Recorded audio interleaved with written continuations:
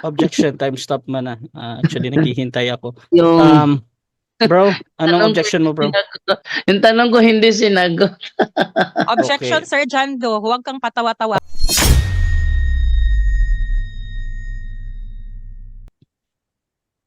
Hello, sir. Yes, Ma'am Jenny B. 15 minutes, no, ang first na presentation natin. Ang request pala dito, Bro Jando, is 15 minutes daw yung presentation niya. Pero same lang din sa cross tsaka sa rebuttal. Pwede ba yan sa'yo? Bro Jando? Ilan po yung rebuttal? Ilang minutes yung rebuttal? 10 minutes lang. Tsaka yung yung cross, 10. 7 minutes ang cross. Sa presentation lang, sa first presentation. Tama ba, Sis Genevieve? Tama. Tama, sir. Bro Jando? Okay na ba Sige, sa'yo? payagan ko bro. Okay, thank you. So, ang ang change lang dito itong 15 minutes na first stand. Ayan. So, pumapayag ba o sumasang-ayon ba ang ating affirmative? Nakamute kasi sa Nakamute Okay. kasi. Okay. Sumasang-ayon, sir. Salamat. Okay. At sumasang-ayon din ba ang ating negative? Yes bro, sumasang-ayon bro. Okay, mga kapatid, at before natin simulan ang ating debate, syempre gusto ko muna silang magpakilala sa ating mga manonood at ano yung kanilang inaasahan sa kanilang katunggali ngayon sa mga hindi pa nakakakilala, no? So unahin natin ang ating affirmative. Sister, pakilala ka, kapatid. Okay. Good evening, everyone, especially Sir Rasha and Sir Jando, and to all who are here in this platform. So, I am amazed, no, dahil marami tayo ngayon, because this is not the usual platform man na ginagamit ni Sir Rasha. But maraming salamat dahil maraming interesado sa debate natin ngayong gabi. So, Jerusalem Church of God, Seventh-day Sanctified is here again. I am Genevieve Hiramis Papiliero from Bunawan, Agusan del Sur. So, nagbaha kami dito, no? Pero sa awa ng Diyos, patuloy pa rin. So, we are here bringing the end time ministry, the great awakening in this dark world that is governed by the Universal Church, the Roman Catholic Church, who has the power and strength because it is carried by the fourth beast, the Roman Empire, which is now the European Union. So, for the Jerusalem Church of God, we are carrying the true light, the true gospel that nobody can shatter. Even death cannot prevail against us.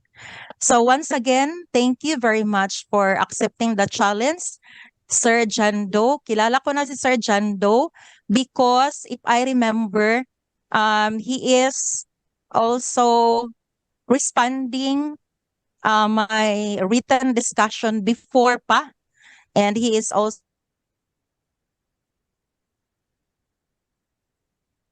Naputol ba sa akin?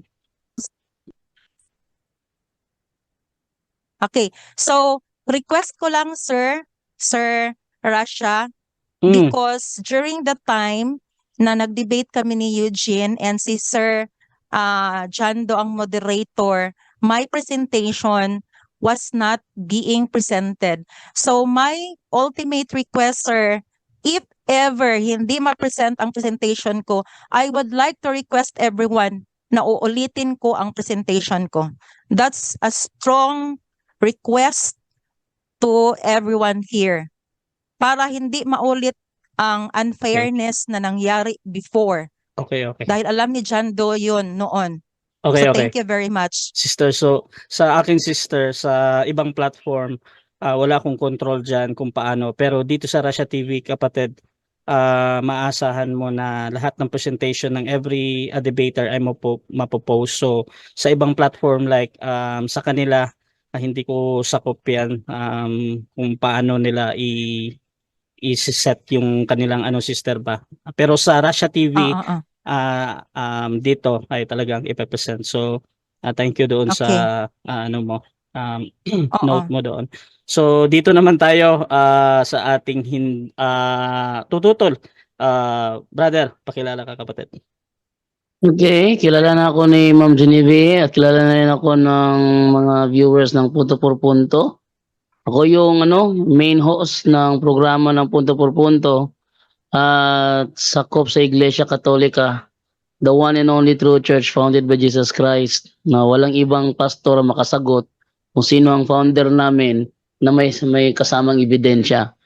And tungkol naman doon sa sinasabi ni Ma'am Genevieve na tungkol sa kanya presentation na hindi na ipakita, ang akala ko kasi yun na yun. Kaya sabi ko may nakikita kami, pero di ko naman nakalain na nagmo-move. Nag-next page pala siya. Kaya wala ko nga doon. Hindi ko kontrolado yun. No? Akala ko talaga yun na yun. So sabi ko, oo, meron. Pero hindi ko alam pala na nag-next pala siya. Pero hindi ko alam kasi wala namang nangyayari sa kanyang sa kanyang video. Okay, so yan si Jando, no. So by the way mga debater, doon sa mga issue nyo dati, I hope na hindi nyo isasama doon sa ngayon ba for presentation. Pero good thing naman nalalaman ng ating mga audience yung mga dati na pala kayong parang hindi ito bago yung pagkikita niyo. Dito lang ay isa itong formal kasama natin yung punto por punto sa debate natin ngayon. So again mga kapatid, dyan sa nagla-live sa lahat ng platform, shoutout sa inyo lagi at please share yung ating live streaming dahil mag-uumpisa na tayo sa ating debate mga kapatid. So Sis Jenny, I think meron kang presentation. Pwede bang ipaki-prepare para habang nagpe-prepare din Oo. ako sa aking oras. Okay. Mag-share din lang muna ako, sir. Sige. Teka muna. Okay. So 15 minutes ito mga kapatid yung ating presentation. At syempre mauuna ang ating affirmative si Sis Genevieve mga kapatid. At ayan, so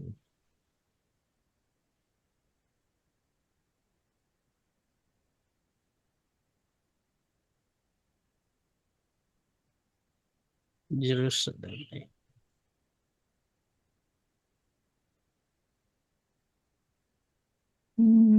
I-hide ko lang muna. Hide. Okay. Hide. There are din sa Russia na naka-hide na block ang mga presentation ko din. I hope na lahat makita, no? I observe, oo, sana makita lahat. Oo. Ano kasi yan, sa Messenger kasi sister, lalong-lalo na sa amin na hindi masyadong high-end yung computer. Pag nag-review kami ng ibang parang browser, parang nag-automatic block. Pero hayaan nyo, makikita naman yan kasi maganda ito kasi sa Zoom, naka-priority siya. So lagi-laging sa experience ko, lagi-lagi talagang nakikita. At pasensya na din doon sa mga ganun. Sister, ready ka na? Okay, mag-share lang muna, sir, ha? Sige, Mag-share ako sige. ng live din. Ayan. So habang hinihintay si Sister Genevieve mga kapatid, meron tayong debate ngayon sa mga bagong pasok. This is between Jerusalem Church of God Seventh Day versus Catholic mga kapatid. Ang topic nila ngayon ay patungkol dito sa the true Christian must observe the Sabbath, must observe the seventh day Sabbath mga kapatid. At ito yung bago din natin na makakausap, no? Kasi pag usapin kasing Sabat, usually ang Seventh-day Adventist yung nangunguna diyan. At dito naman ay ibang group naman dito sa Jerusalem Church of God, mga kapatid. So I hope na marami tayong matutunan at excited na din ako kung paano maglatag din sila sa side ni Sis Genevieve patungkol dito sa Sabbath na ito na 7th day. So Sis Jenny, okay, so Okay. I think ready ka na. 15 minutes para sa iyo, sister. Your time start now. Okay, again, we are Jerusalem Church of God. So we are going to discuss to you about that the true Christian must observe the seventh day Sabbath. Mag-advertise lang muna kami dahil may Bible lesson kami coming from Jerusalem, Israel, about remembering the Sabbath day, the fourth commandment found in the Ten Commandments, and speaking against this is speaking against the Holy Spirit, which is not forgiven in this world and in the world to come. Okay, and this is also another Bible lesson still coming from Jerusalem, Israel. And we would like to be reminded that the word is a lamp unto my feet and a light unto my path. That is according to David, King David, and according to Prophet Isaiah, to the law and to the testimony. If they did not speak not according to this word, it is because there is no light in them. And in 2 Peter 1:19, still this is talking about the word of God, the prophecy, which is the true light, meaning to say the Bible, the word of God, and not the monstrance that is the sun design of the Catholic Church. I would like to give an overview of my presentation that there is one law for salvation common to Jews and Gentiles, that is through Christ, meaning there is one Sabbath law for man, that is for salvation. There are also two kinds of Sabbath, the weekly Sabbath, which is part of the Ten Commandments, and the other one is the annual or the yearly Sabbaths, which is one of the ordinances found in the book of the law of Moses that is concerning Jesus. And that is the annual Sabbath that is ended by Jesus, not the weekly Sabbath. And in the presentation is also the explanation of the misconception of the common verses or text used by false churches. One of that is the Catholic Church that is against the Bible Sabbath, those that are written by Apostle Paul. And that Sunday keeping is not only in Roman times and not only in Roman Empire, but observed by Egyptian, Babylonian churches, and many Old Testament churches, and they are the sun worshiper. Okay, so the holy day, which is the seventh day, okay, which is the seventh day, is yesterday, today, and forever. Again, found in the Exodus 20, verse 8 and 9. That is the only, the Ten Commandments is the only law that is written by God's own finger. But the first day of the week is a universal deception, yesterday, today, and tomorrow, not Objection, forever, Moderator. because Time stop. Objection natin, bro. Ang objection ko, Mr. Moderator, ang topic, patutunayan niya na ang true Christian must observe the seventh day Sabbath. Okay. Ang tinatalakay This na is niya just a ngayon, premise. ang tinatalakay Wait na lang, niya bro, ngayon, sister, ang tinatalakay na niya ngayon, yung first day Sabbath o yung Lord's Day ng Christian. Hindi yan ang topic, so ipinagbabawal ko ang paggamit niya about sa Sunday kasi ang topic is the true Christians must observe the seventh day Sabbath. Okay. Meron bang counter objection doon before ako Counter objection. Sige. When we speak about keeping the seventh day Sabbath, that implies that we are against the seventh day Sabbath of the Roman Catholic Church. Then therefore, what's wrong with the presentation? There is no fear kung kayo talaga ang totoo. So hayaan mo dyan doon na mag-present ako ng ganito. Wala namang nagbabawal sa mga gusto nating i-present. This is just an Okay, okay. implication. Oo. So in opposite, Okay, in okay. opposite to my presentation. Thank you. Okay, okay. So, ito yung ating desisyon. Unang-una, nakikita ko naman yung objection ni Brother Jando. Kasi nga daw, patungkol sa 7-day Sabbath ni yung yung topic at sa paunang salita pa lang ni Sis Genevieve is yung sa first day nga. However kasi during kasi presentation, usually kasi depende kasi sa style ng debater, Bro Jando ba. So ako usually ang ginagawa ko pag halos for example 2 minutes or ito yung ginawa ko kay Abraham Romas noon 2 minutes or 4 or 3 minutes na talagang wala na doon sa topic ko, yung first presentation niya, talagang ina-advisean ko yung debater na bumalik doon sa pag-uusapan ba kahit yun yung presentation niya. However, ano pa kasi parang sa akin too early pa nito ba para sabihan ko si Sis Genevieve. So, ang ma-advise ko lang kay Sis Genevieve, I hope hindi masyadong tumagal yung presentation niya patungkol dito sa parang first day at parang ano kasi siya ba, parang ang dating parang rebuttal agad, parang ganun. So, maghihintay ako, Bro Jando, paki-ano lang bro, paki-observe lang bro. Maghihintay ako ng ilang pang minuto at titingnan natin bro kung magbabago yung face bro ha. So, ituloy ko muna Sis Jenny, and I hope yung mga susunod mo is about dito na sa pinaka main na topic about sa 7th day. So, proceed ka muna Sis Genevieve. Okay. So this is just 30 seconds. So thank you for that respect, Sir Russia. So our topic is that the true Christian must observe the 7th-day Sabbath. So in this topic, the negative side, the implication is that he agreed that in the Old Testament, the 7th day is the Sabbath of the Lord. But the only question is, being true followers of the true Christ, are we obliged to keep the 7th-day Sabbath?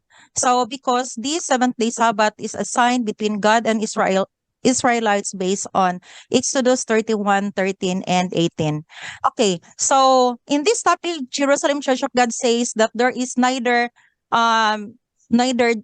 Jew nor Gentiles, that there is neither bond nor free, there is neither male or female, for ye are all one in Christ Jesus. If we are in Christ, we are sons of Abraham and heirs according to the promise. That's according to Galatians 3:21 and 28. So Greek here means that includes the Jew. So meaning to say, in Christian time, there is only one law that leads to salvation for both Jews and Gentiles. Therefore, there is only one Sabbath for both and Gentiles. So the question now is how? Okay? So this is our proof. Sir Rasha, palagi kong paki-time post, no, Sir Rasha. Dahil Time stop. palagi kong i-hide ko sana, no, I hide the floating control because natatabunan yung icon, yung i-click ko. So, nagkukos yan ng lag ng time. Paano ko ito? Paano ba? Ano ba? Okay. Tingnan mo na. Kasi ako bago din ako sa Zoom ba. Sige, Hindi sige. ko masyadong alam kung paano ba. Okay na ba? Sige. So, na-hide siya pero babalik na naman siya. So, sige. I hope naka-post ang time. So, the question is how? Okay, How? Times Okay. So this is the time when Jesus Christ died. The veil of the temple was divided in two, meaning to say there is no more barrier. for both Gentiles. So the Jesus Christ abolished the enmity, no? So that's the time, no, nakita natin ang proof na si Apostol Peter ay nag-welcome sa mga men na sinugo ni Cornelius. That is because Gentiles who are believers of Jesus Christ can be accepted dahil marumi noon ang mga Gentiles. Another proof of being one, that is because in Romans 11, those unbelieving Jews were cut off. So there is one foundation, the good olive tree, with the Abrahamic family, no, observing the seventh-day Sabbath, and those that are not believing the Jesus Christ were cut off. Therefore, the wild olive tree are being grafted, meaning to say there is one family of God, one Abrahamic family. Okay, so let's continue again. Let's review. The memorial of God's creation is the keeping of the Sabbath. The first Sabbath was kept by God Himself after He created the heaven and the earth. And when Jesus come here on earth, He observed it. He is the Lord of the Sabbath. In fact, He is the Lord of Sabbath, yes. And according to Mark 2:28, no man is above the law. So wag kayong magbigay, maggawa ng inyong own day dahil no man is above the law. We are obliged. We should submit to the one and only Sabbath day that the Lord has made. Okay, so the 70 Sabbath was removed by the fourth beast. In fact, ngayon, no, nag-alyansa sila, having this synchronized resting time, no, the Sunday keeping, according to Pope, says Earth needs a Sabbath, and they have this calendar which makes the Sunday is the seventh day. But there are conflict. I will not read this anymore dahil baka mag-object na naman si Sir Jando. Pero nakikita niyo, no, that there is a conflict between saying that the seventh day is already Sunday.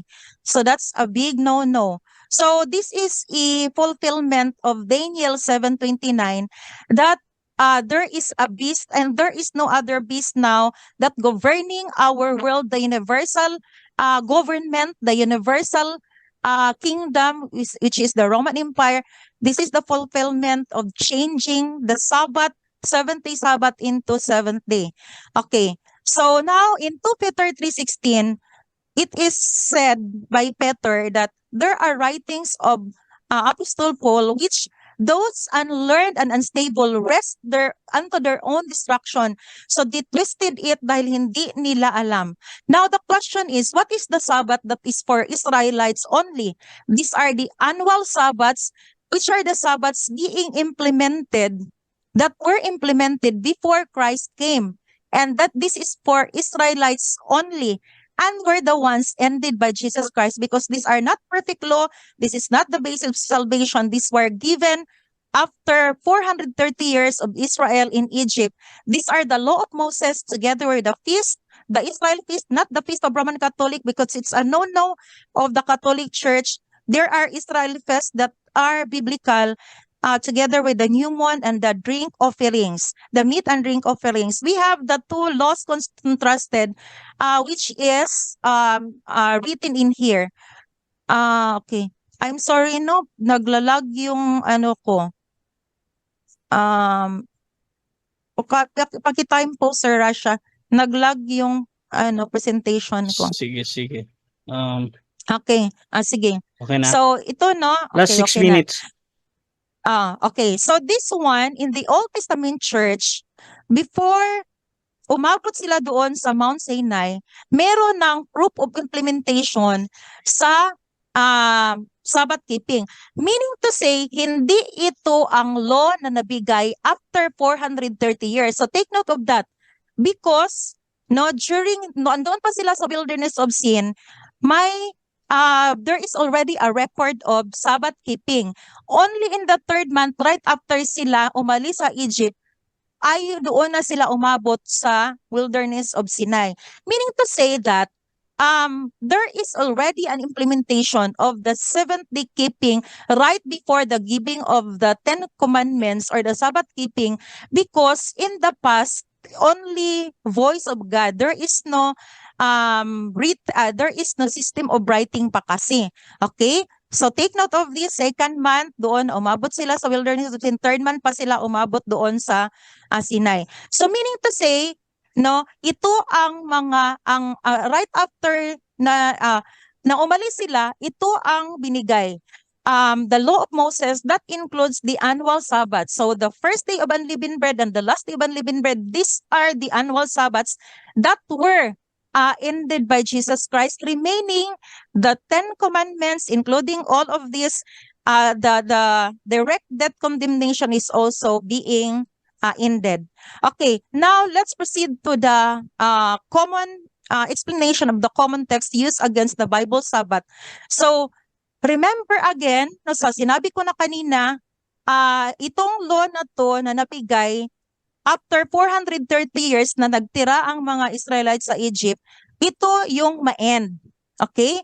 So, no, Jesus Christ himself fulfilled it. No, these are the documents or the Bible verses.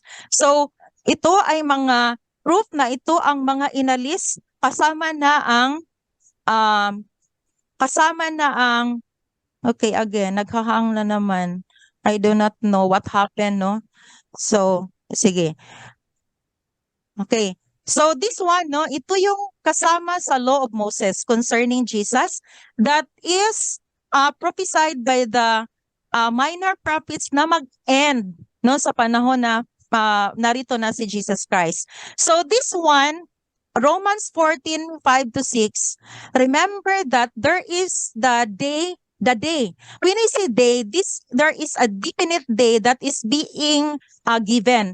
So he that keeps the day, meaning the one and only Sabbath day, the seventh day, he keeps it unto the Lord. Meaning to say that those who did not keep the one and only day, he did not keep it unto the Lord. Now, let's see kung ano ang usage ng the versus a. The is used when there is a definite particular noun, while meaning to say there is no indefinite, meaning to say that the Romans 14:5-6, there is that one and only day, which is there is no other day of the Lord, which is only the seventh day. Now let's also have this one, Hebrews 4:4-10. There is that one appointed day, no, he appoint a certain day, verse 7, he limited a certain day. This is given already too long. Therefore, hindi na nagbigay si Jesus Christ ng iba pang day because there is already that day, which is the seventh day. The conclusion is aligned to this one. In the conclusion, there remaineth therefore a rest to the people of God, which is the seventh day, based on verse 4. So for he that is entered into the rest, he also had ceased from Last 2 his own minutes. works as God did. This one, the annual Sabbaths, no, is the one that is being ended by Jesus Christ. And this one also, the 2 Corinthians 3, this is not the 10 commandments because the law that is engraven in stones, those are the law copied by Joshua in the whole altar of stone where no man hath leaped up, meaning hindi siya nagalaw, unlike with the 10 commandments na andoon siya doon sa 2 tables of stone na dala-dala, pwede siyang dalahin. Another one is this Acts 27, which happened in the evening of the first day of the week. This is not the breaking of unleavened bread because the bread here is the common bread used in a common meal. We have here proof that ang bread na to ay arto. Ang sa Greek ay OBC or dogon, but the bread that is being used during the breaking of bread and leavened bread is matzaw, or it is also termed as azomo. Meaning to say, this is not the one that you are thinking of. That's the The descendants. Okay. Another thing is that in the day of the first day, Apostle Paul will tarry or set sail If that is already the rest day, then Apostle Paul will not sail because sailing in those times require much physical work. Then therefore, this is not the one that you are thinking about. Also in this first day of the week, this is called bounty. This is contribution that nothing to do with the Time. first day of the week observed by Seventh Day by Catholic. Okay, thank you. Unang tanong, ang tema ni mo, Ma'am Genevieve, true Christians must observe the 7th-day Sabbath. Saan sa Biblia yan mababasa? Based on the presentation, Sir Jando, saan ang point of focus mo? Ibigay mo based sa presentation. Thank you. Objection, moderator. Objection, time stop man na. Actually, naghihintay ako. Yung, Bro, anong tanong ko objection mo, bro?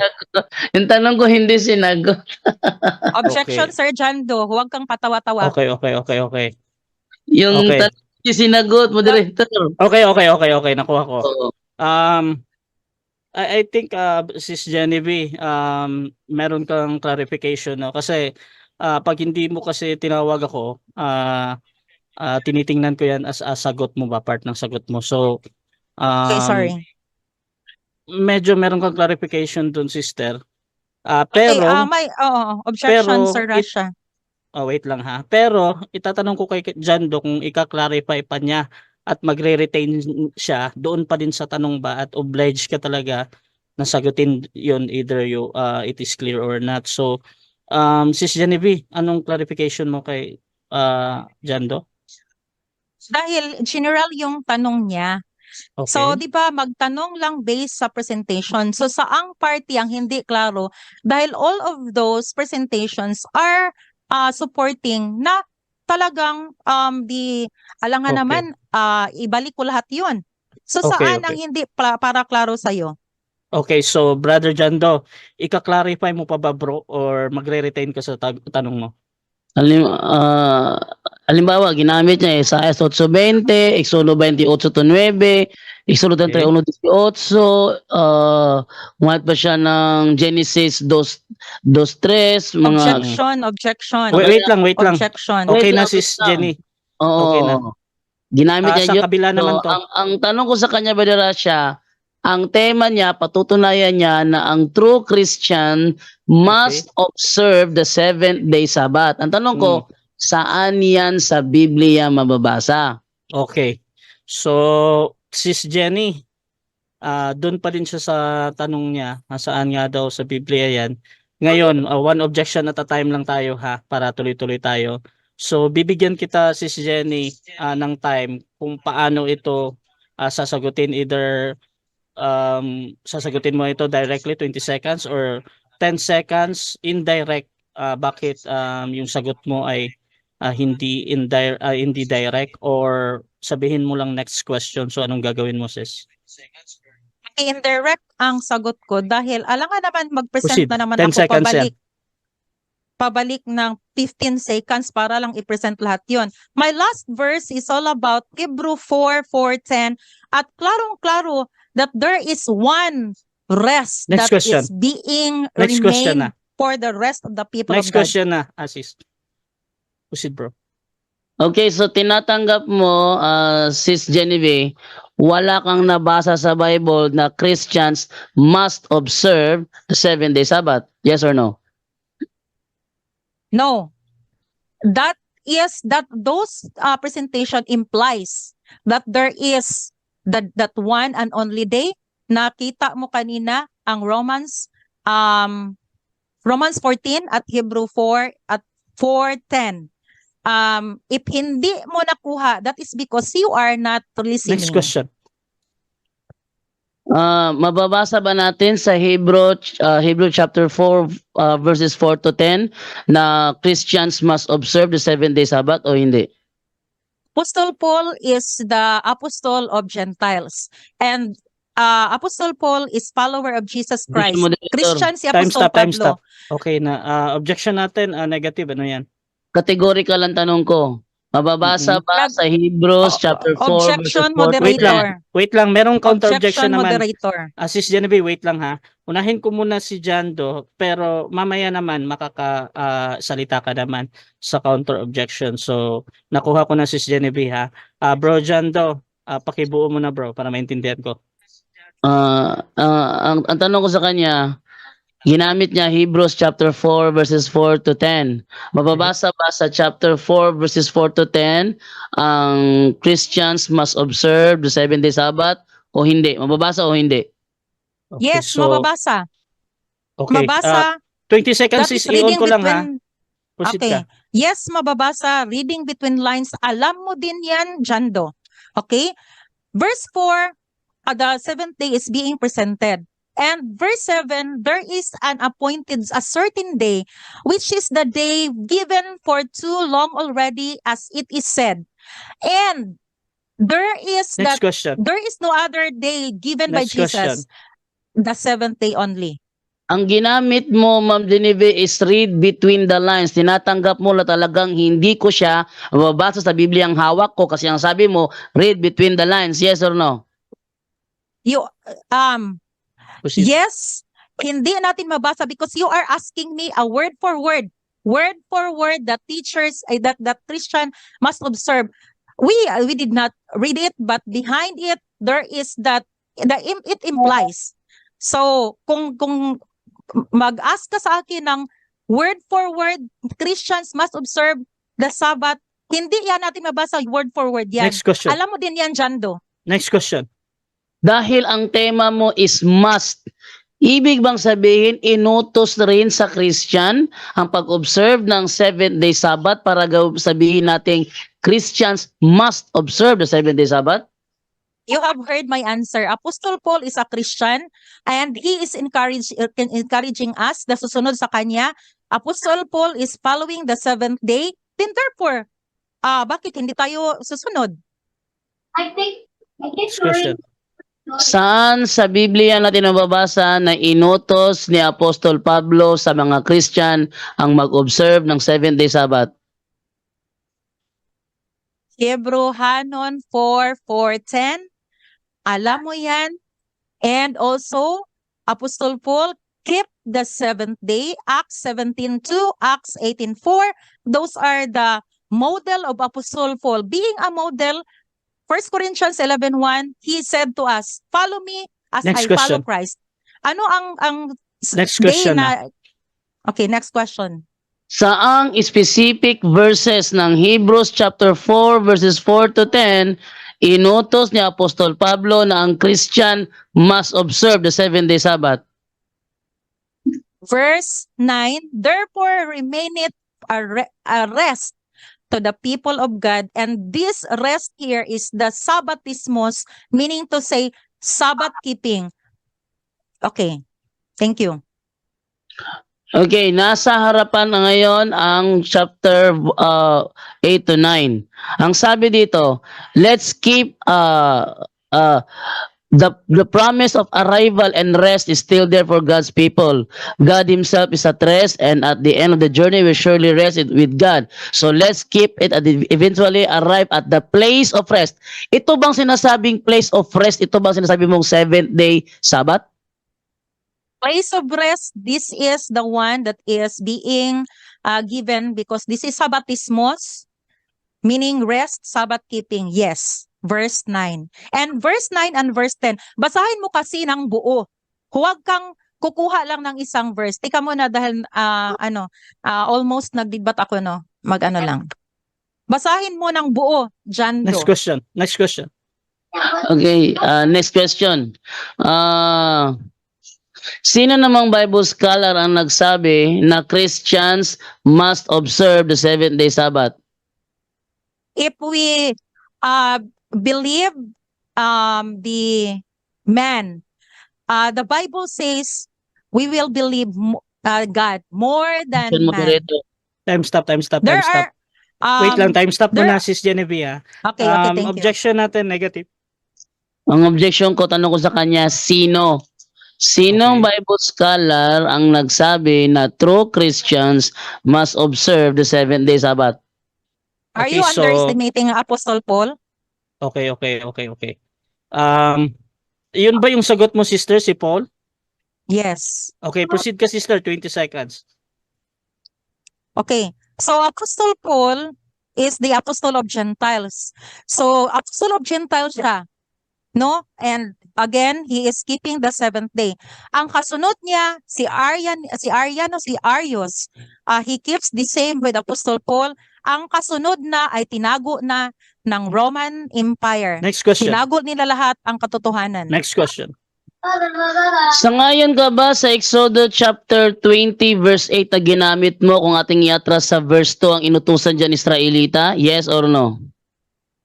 Yes, Israel. Pero sa time ni Jesus Christ, all are one. That is my first presentation na sinabi doon na the veil of the temple was divided into two, meaning there is no more barrier. There is only one dahil nag-grab kami, kayo hindi kayo nag-grab, kayo hindi kayo sa sunod ng seventh day dahil hindi kayo nag-grab sa Good Olive Tree. Kami ang nag-grab sa Good Olive Tree, Sabbath keeping ang Abrahamic family, Sabbath keeping si Jesus Christ din. Next Therefore, question. Sabbath keeping si Apostle Paul, Sabbath keeping din kami. Next question. Seventh day. Okay, ginamit mo kanina Colossians chapter 2 verse 16. Kasama yun sa presentation sa iyong presentation kanina. Ang sabi Yes. dito, so don't let anyone criticize you for what you eat or drink or for Time. Oh, say Okay, by the 7 minutes time, bro. So, dyan Sayang, no? natatapos Sayang. ang... Okay na. Anyone can claim the statement of the Bible because we can do a private interpretation. Kining ako mga kaigsunan nga gipabarog nga usa ka haligi nganong matuod ang simbahan tungod kay gitukod ni Kristo. Dili tungod sa pagkamabasa, dili tungod sa karakter, dili tungod sa ngan usara ang haligi nga kung gipabarog nganong nahimong tinuod ang simbahan Katoliko way laing rason tinukod sa atong Ginoong Hesus Kristo. Talakayan to, hindi bara-bara. Katotohanan lang, walang palusot. Para sa mesa ng usapan, di kami nag-aaway. Puro talakayan, hindi banggayan ng patay malisay. Aral hinahimay, parang beats na nire-replay. Truth ang target namin, hindi hypo display. Bawat teksto sinisilip, context yan di pwedeng ipinipilit. Doctrine na solid, hindi fake, hindi boses ng Diyos, di namin gustong i-credit. Doktrina flow, hasal ng pag-iisip. Salita ng Diyos, yan ang aming inisip. Uhaw sa turo, kaya kami nagdidip. Sa talakayan, truth ang pinanghahawakan. Keep it! Doktrina flow, hindi ito laro. Pag-unaway tumatagos hanggang buto. Sa bawat linya, puso ang sumisigaw. Katotohanan lang, walang bawal, walang bawas raw. May tanong, sige lapag mo, let's go. Di kami takot sa debate na may respeto. Espiritu ang guide, parang beat na smooth ang tempo. Pag may liwanag, lahat ng shadow nagme-melo. Hindi kami nagmamarunong nag-aaral lang. Pag may gap sa mind, Diyos ang pumuno niyan. ang Iglesia ng Diyos mula Espanya papuntang Pilipinas. Dapat malinaw yan. Hindi kompetisyon, hindi kami nagra-rhyme para lang manalo. Puso ang puhunan, hindi bara-para ang palo. Truth ang goal, yan ang tunay na trono. Doktrina flow, hasal ng pag-iisip. Salita ng Diyos, yan ang aming inisip. Uhaw sa turo, kaya kami nagdidip. Sa talakayan, truth ang pinanghahahakan. Keep it, doktrina flow, hanggang dulo go. Liwanag ang bit-bit, hindi ego. Sa doktrinal na usapang totoo. The pillar and foundation of the Kami ang truth bida, is the yo! church, and the Catholic Church is the church founded by Jesus Christ. Then, asay inyong pilion.